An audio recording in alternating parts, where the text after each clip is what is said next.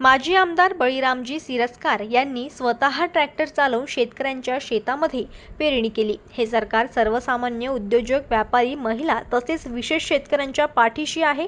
शेतकऱ्यांचे सर्व वीज बिल माफ करून मागील त्या शेतकऱ्यांना सौर ऊर्जा देणार असल्याचे सांगत शेतकऱ्यांनी कुठल्याही आपत्तीला न घाबरता सरकार शेतकऱ्यांच्या पाठीशी असल्याचे आश्वासन केले।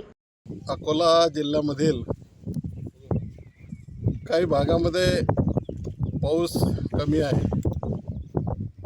जसं की त्या ठिकाणी बाळापूर मतदारसंघातील पारस भागामध्ये आतापर्यंत पेरणीची जी सुरुवात व्हायला पाहिजे होती ती झाली नाही आणि म्हणून आता काल पाऊस झालेला आहे आणि या पावसाच्या माध्यमातून आज आम्ही त्या ठिकाणी स्वतःहून त्या ठिकाणी पेरणीला सुरुवात केलेली आहे।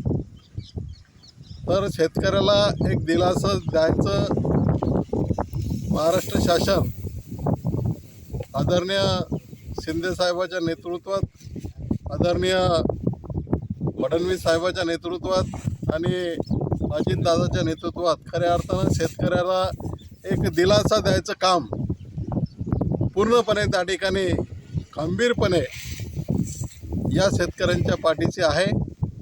आणि त्याचं एक उदाहरण दिलं तर शेतकऱ्यांना खऱ्या अर्थानं सौर ऊर्जावर त्या ठिकाणी दिवसा लाईन भेटली पाहिजे या संदर्भात पूर्णपणे प्रयत्न करत आहेत।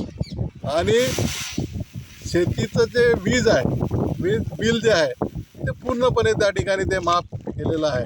महिलांनासुद्धा त्या ठिकाणी एक दिलासा द्यायचं काम त्या ठिकाणी लाडकी बहीण असेल, त्या ठिकाणी आपल्या महिलांच्या उद्योगाच्या संदर्भात असेल आणि शेतकऱ्यांच्या आणि त्यामध्ये सुशिक्षित बेरोजगारांना सुद्धा एक त्यांना मानधन स्वरूपाचे त्या ठिकाणी जे काही या बजेटमध्ये दिलेलं आहे आणि त्या माध्यमातून खऱ्या अर्थानं पूर्णपणे सरकार हे गरिबाच्या पाठीशी आहे, हे मजुराच्या पाठीशी आहे, हे व्यवसायाच्या पाठीशी आहे आणि शेतकऱ्याच्या पाठीशी आहे, महिलांच्या पाठीशी आहे।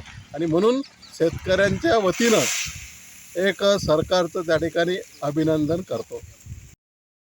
यावेळी कसुराचे माजी सरपंच विठ्ठल दही, शेतकरी सुभाष भगत, तुळशीराम वाट, प्रशांत गाळे, सुमित ठाकूर, उस्मान भाई, श्याम इंगळे आदी उपस्थित होते। जनमत लाईव्ह न्यूजसाठी अकोलामधून संजय उमक यांची रिपोर्ट।